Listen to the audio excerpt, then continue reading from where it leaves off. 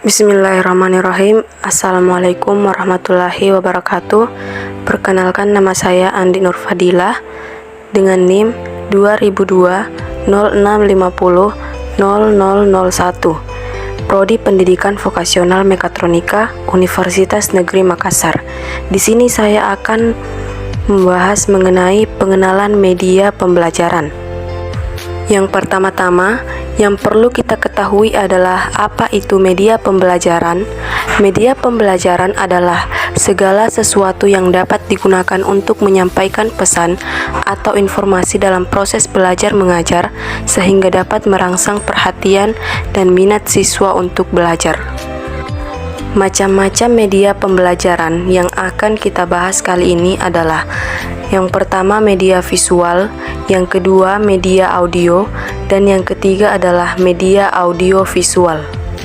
Yang pertama media visual. Media visual adalah semua alat peraga yang digunakan dalam proses belajar yang bisa dinikmati lewat panca indera, yaitu mata. Media visual ini berfungsi untuk menyalurkan pesan dari sumber ke penerima pesan. Pesan yang akan disampaikan dituangkan ke dalam simbol-simbol visual. Selain itu, fungsi media visual adalah untuk menarik perhatian, memperjelas sajian ide, menggambarkan atau menghiasi fakta yang mungkin akan cepat dilupakan jika tidak divisualkan. Adapun kelebihan dan kekurangan media visual. Kelebihan media visual adalah meningkatkan perhatian dan daya tarik bagi banyak orang. 2. Dapat memberikan minat dan keinginan baru. 3.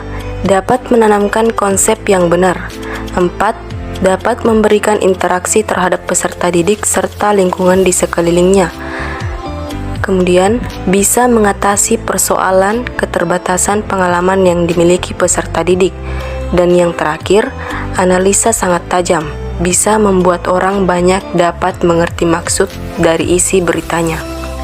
Kekurangan dari media visual, yang pertama adalah biaya pembuatannya cukup mahal. Kemudian yang kedua, visual yang sangat terbatas. Yang ketiga, lambat dan kurang praktis. Dan yang terakhir, tak adanya audio dikarenakan pembuatan hanya menggunakan media gambar atau tulisan yang tak bisa didengar orang. Contoh-contoh media visual adalah sketsa, diagram, bagan, OHP dan gambar 3D, benda nyata atau media realita, poster, film bingkai atau slide, papan planel dan media grafis. Kemudian yang kedua adalah media audio.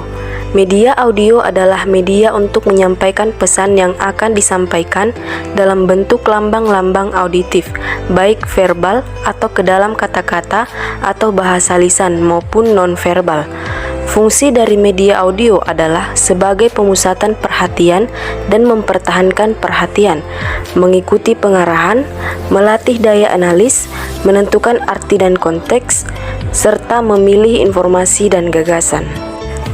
Kelebihan media audio, harganya murah dan variasinya lebih banyak. Yang kemudian kedua, sifatnya mudah untuk dipindahkan. Ketiga, dapat diputar kembali. Yang keempat, dapat mengembangkan daya imajinasi. Sedangkan kekurangannya, yang pertama itu memerlukan suatu pemusatan. Yang kedua, memerlukan bantuan pengalaman visual. Yang ketiga, karena abstrak, tingkatan pengertiannya hanya bisa dikontrol melalui tingkatan penguasaan penbendaharaan kata-kata atau bahasa serta susunan kalimat. Yang keempat, hanya mampu melayani secara baik bagi mereka yang sudah mempunyai kemampuan dalam berpikir abstrak. Dan yang terakhir, penampilan melalui ungkapan perasaan atau simbol analog lainnya dalam bentuk suara harus disertai dengan perbendaharaan pengalaman analog tersebut pada si penerima.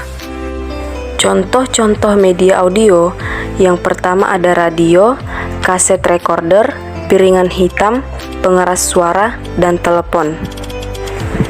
Kemudian yang ketiga ada media audio visual. Media audiovisual adalah jenis media yang digunakan dalam kegiatan pembelajaran dengan melibatkan pendengaran dan penglihatan sekaligus dalam suatu kegiatan atau proses. Kemudian fungsinya itu ada 4, fungsi sosial, fungsi edukasi, fungsi budaya, dan fungsi ekonomis. Kelebihan media audiovisual adalah penggunaan media tidak membosankan dan hasilnya lebih mudah untuk dimengerti dan dipahami. Yang kedua, kelemahan media audiovisual yaitu pelaksanaan menggunakan media audiovisual memerlukan waktu yang cukup lama, memerlukan tempat yang luas, biaya relatif mahal, dan penggunaannya cenderung tetap di tempat. Contoh media audiovisual yang pertama adalah televisi, bioskop, video tape, dan iklan YouTube. Mungkin itu saja yang dapat saya sampaikan pada video kali ini. Lebih dan kurangnya mohon dimaafkan. Saya akhiri. Wassalamualaikum warahmatullahi wabarakatuh.